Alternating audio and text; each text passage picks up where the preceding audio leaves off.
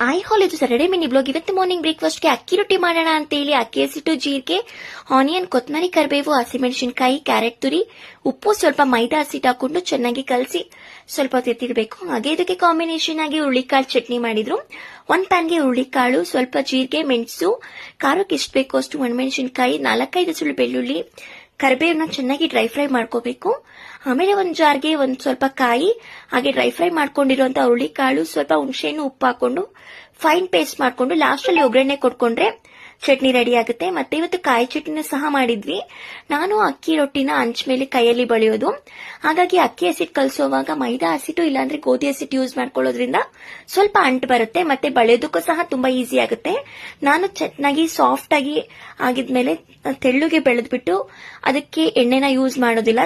LED ಮುಚ್ಚಿ 2 ಕಡೆ ಚೆನ್ನಾಗಿ ಬೇಯಿಸಿ ಲಾಸ್ಟ್ ಅಲ್ಲಿ ಸ್ವಲ್ಪ ತುಪ್ಪ ಹಾಕ್ಬಿಟ್ಟು ಚಟ್ನಿ ಜೊತೆ ತಿಂದ್ರೆ ತುಂಬಾನೇ ಚೆನ್ನಾಗಿರುತ್ತೆ.